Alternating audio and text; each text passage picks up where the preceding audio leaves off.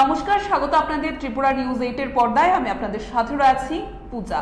বিজেপির surgical strike, Congress CPIM সহ তৃণমূল কংগ্রেসে ভাঙন, শক্তি বৃদ্ধি করতে অব্যাহত রয়েছে রাজীব ব্রিগেড। এবারে 2024-এর লোকসভা নির্বাচনকে সামনে রেখে ইতিমধ্যে বিরোধী শিবিরকে ছত্রখান করে শাসক দলকে বা শাসক শিবিরকে আরো শক্তিশালী করার প্রক্রিয়া অব্যাহত রয়েছে। এবারে তৃণমূল কংগ্রেস দলের রাজ্যের প্রাক্তন সভাপতি আশিস লাল সিংহ সহ কংগ্রেসের পোড় খাওয়া নেতৃত্ব প্রশান্ত ভট্টাচার্য সহ আরো একাংশ শীর্ষ নেতৃত্বদের জালে তুলে এক প্রকার চমক দিল রাজীব ব্রিগেড। এ উপলক্ষে আজ বিজেপির প্রদেশ কার্যালয়ে এক জনাকীর্ণ অনুষ্ঠান সহ সাংবাদিক সম্মেলন আয়োজিত হয়। এদিন নবাগতদের ভারতীয় জনতা পার্টির পরিবারে বরণ করে নেন প্রদেশ বিজেপি সভাপতি রাজীব ভট্টাচার্য, মন্ত্রী সুশান্ত চৌধুরী সহ এক ঝাঁক শীর্ষ নেতৃত্বরা। তৃণমূল কংগ্রেস থেকে বিজেপির শিবিরে অন্তর্ভুক্ত হয়ে নিজের প্রাথমিক প্রতিক্রিয়ার আশিস লাল সিংহ দাবি করেছেন, দীর্ঘদিন তৃণমূল কংগ্রেসের সাথে যুক্ত থাকলেও এক প্রকার হতাশাগ্রস্ত হয়ে দলীয় হাইকমান্ড, বিশেষ করে মমতা ব্যানার্জির ভূমিকাকে প্রতিবাদ জানিয়ে আজকের এই সিদ্ধান্ত তিনি গ্রহণ করলেন। ত্রিপুরার লোককে হেলাফেলা, ত্রিপুরা মানুষকে অবহেলিত থাকবে, তার কারণটা আর যে পার্টি 60টা সিটের ভেতরে 28টা সিট দেয়, এটাও আমাদের একটা রিপোর্ট আমরা করেছিলাম যে যেখানে 60টা লোক সব জায়গায় দেওয়ার মতো পরিস্থিতি থাকবে, সেখানে কেন 28টা প্রার্থী? রিজনটা কি? এই কারণগুলো থেকে আমরা ধৈর্যচ্যুতি ঘটেছে। দীর্ঘদিনের পোড় খাওয়া কংগ্রেস নেতৃত্ব ছিলেন প্রশান্ত ভট্টাচার্য। কংগ্রেসের দুর্দিনে বহু নেতারা দল ছেড়ে চলে গেলেও দলের পতাকাটাকে আঁকড়ে ধরেছিলেন প্রশান্ত বাবুর মতো কয়েকজন শীর্ষ কংগ্রেস নেতৃত্ব। এহেন কংগ্রেস অন্তঃপ্রাণ প্রশান্ত বাবু আজ ভারতীয় জনতা পার্টি দলে অন্তর্ভুক্ত হয়ে নিজের প্রতিক্রিয়া ব্যক্ত করতে গিয়ে সেখানে জানালেন যে বিগত বিধানসভা নির্বাচনের সময় কংগ্রেসের সাথে সিপিআইএম এর জোট বা মিতালিকে মন থেকে তিনি মেনে নিতে পারেননি। সেই সময়েও প্রতিবাদ করেছিলেন বলে শ্রী ভট্টাচার্যের দাবি। এর পাশাপাশি বর্তমানে কংগ্রেস দল কোনো একজনের নির্দেশে পরিচালিত হচ্ছে বলে প্রশান্ত বাবু যেমন দাবি করেন, ঠিক এর পাশাপাশি এই সময়ের মধ্যে দেশের প্রধানমন্ত্রী যেভাবে ত্রিপুরা রাজ্যের মতো ছোট্ট একটা রাজ্যকে গুরুত্ব প্রদান করছেন, এই বিষয়টার প্রতি আকৃষ্ট হয়ে আজ ভারতীয় জনতা পার্টিতে প্রশান্ত ভট্টাচার্য যোগ দিয়েছেন বলে ওনার দাবি। আমরা বিরোধিতা করেছিলাম যাতে এটা না হয়, কিন্তু যে কোনো একজন নেতার ব্যক্তিগত লাভালাভের জন্য এটা হয়েছে। তো কংগ্রেস পার্টি এখন বর্তমানে একজনকে লিজ দিয়ে দেখেছে দিল্লি, উনি যা বলেন দিল্লি তাই করে। যারা দুঃসময়ে কংগ্রেস দলে ছিলেন বা এখনো আছেন কংগ্রেস দলে, তাদের দলে কোনো মর্যাদা নেই, ওনারা মর্যাদা পাচ্ছেন না। এই সমস্ত কারণ নিয়ে দেখলাম যে এই দলটা করা আমার পক্ষে সম্ভব হচ্ছে না। আমি তো পদত্যাগ করলাম গত কিছুদিন আগে। আচ্ছা বসন্ত, আপনি এখন বললেন যে কংগ্রেস দল দুর্বল হয়ে গেছে, বললেন না?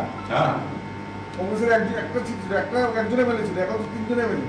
এটা হলো কিভাবে? সিপিএমের জন্য হয়েছে নাকি কংগ্রেসের জন্য হয়েছে? আগে তো 2018 তো শূন্য ছিল, এবারও শূন্যই হতো। তো যারা আমি তো বললামই সুদীপ বাবুর ব্যক্তিগত লাভালাভের জন্যই এই অ্যালায়েন্সটা সিপিএম সাথে করেছে। আমি জানতে চাইছি দেখলাম নাহলে তো শূন্যই হতো। নবাগতদের ভারতীয় জনতা পার্টি শিবিরে স্বাগত জানান রাজীব ভট্টাচার্য, সুশান্ত চৌধুরীর মতো ব্যক্তিরা। সুশান্ত চৌধুরী থেকে শুরু করে রাজীব ভট্টাচার্য উভয়ই এক সুরে দাবি করেন, এই সময়ের মধ্যে দেশের প্রধানমন্ত্রীর নীতি আদর্শকে সামনে রেখে গোটা দেশের মধ্যে বিভিন্ন রাজনৈতিক দল ত্যাগ করে বিজেপি দলে যোগদান অব্যাহত। উনার আশা প্রকাশ করেন আগামী দিনের সকলের সাথে নিয়ে বা সকলকে সাথে নিয়ে উন্নয়নের কর্মযজ্ঞকে সমাধান করা যাবে। हम लोग हमारा जो जनजाति मोर्चा है वो भी लगे हुए हैं, वो भी कभी कभी मूवमेंट करता है कि जनजाति क्षेत्रों में जो सरकार गवर्नमेंट जो पैसा देता है जो वो ठीक तरह यूटिलाइज हो, इस दिशा पर हम लोग काम कर रहे हैं। ভিলেজ কাউন্সিল নির্বাচন এবং ধনপুর উপনির্বাচন নিয়ে দলের মানে প্রস্তুতি কতটা কি আছে? একদম এক্স্যাক্টলি ধনপুর যে বাই ইলেকশন হবে সেই বাই ইলেকশন নিয়ে আমরা এক দুদিনের মধ্যে আমাদের একটা বিশাল কর্মসূচি রয়েছে, সেটা আমি পরবর্তীতে আপনাদের কাছে আমি নিয়ে আসবো জনসমক্ষে। এই এবং গত দুই একদিন আগে জনজাতি মোর্চাদের আমাদের সর্বভারতীয় যিনি সভাপতি সমীর ওরামজি আমাদের এই ত্রিপুরা রাজ্য সফরে এসেছিলেন, জনজাতিদের নিয়ে আমরা একটা সাংগঠনিক বৈঠক করেছি। দুটা নির্বাচনের জন্য, ধনপুরের নির্বাচনের জন্য দল প্রস্তুত এবং এক দুই দিনের মধ্যে আমরা সেখানে বুথ লেভেলে কিছু কর্মসূচি আমরা করব, সেটা আমরা পরবর্তীতে আপনাদেরকে জানিয়ে দেওয়া হবে।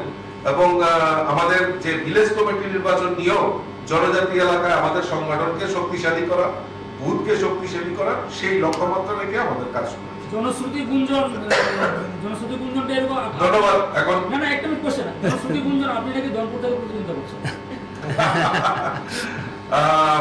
দেখুন, দল সর্বোপরি, আমাদের কেন্দ্রীয় পার্লামেন্টারি বোর্ড রয়েছে, আমাদের দলের শীর্ষ নেতৃত্বরা রয়েছে, যেখানে যাকে দিতে ভারতীয় জনতা পার্টি কার্যকর্তাদের পার্টি, ভারতীয় জনতা পার্টি যা সিদ্ধান্ত নেয় এই সিদ্ধান্ত মোতাবেক আমাদের কাজ করতে হবে। কাজে দল যেখানে সিদ্ধান্ত নেবে, দল যা সিদ্ধান্ত নেবে, তো সেই মোতাবেক আমাদের কাজ করতে হয়। আমরা দলের সৈনিক, এই সৈনিক হিসাবে এবং দলের যা নির্দেশ আসবে সেটা নির্দেশ পেলে আমাদের কাজ করতে হবে।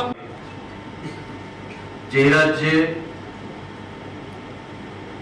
কংগ্রেস দল ফুরিয়ে গেছে এবং তার জন্য তাদের যে রাজনৈতিক দেউলিয়াপনা তার প্রকাশ পেয়েছে গত বিধানসভা নির্বাচনে কমিউনিস্ট পার্টির সঙ্গে আঘাত করে আজকে তাদের যে দেউলিয়াপনা তার পরিষ্কার প্রমাণ তারা আবার প্রদান করেছে রাজ্যবাসীর সাথে এবং সারা দেশবাসীর কাছে।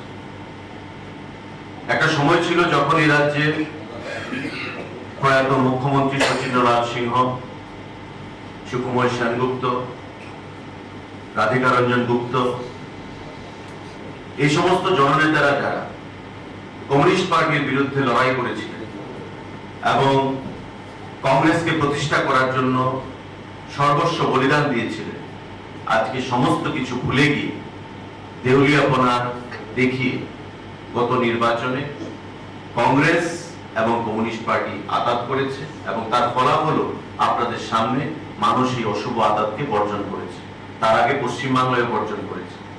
তো আজকে সারা দেশব্যাপী আমাদের যশস্বী প্রধানমন্ত্রী নরেন্দ্র মোদীজি যেভাবে ভারতকে বিশ্বের দরবারে অন্যতম দেশ হিসেবে আত্মপ্রকাশ করিয়েছেন এবং নিজেকে সারা বিশ্বের একজন অন্যতম শ্রেষ্ঠ রাষ্ট্রনায়ক হিসেবে প্রতিষ্ঠিত করেছেন, তার জন্য সারা দেশের মানুষ যেমন মোদীজিকে চাইছে, আমাদের রাজ্যেও গত নির্বাচনে মানুষ মোদীজির পক্ষে, আমাদের মুখ্যমন্ত্রীর পক্ষে, আমাদের সভাপতি, আমাদের দলের পক্ষে সেখানে তার মতামত দিয়ে দ্বিতীয়বারের মতো বিজেপি সরকারকে প্রতিষ্ঠিত করেছেন এবং এই রাজ্যে জনবর্জিত কংগ্রেস দল এবং কমিউনিস্ট পার্টিকে পরাজিত করে তাদের অশুভ আঘাতকে পরাজিত করে উন্নয়নের নিরিখে নতুন বার্তা প্রদান করেছে।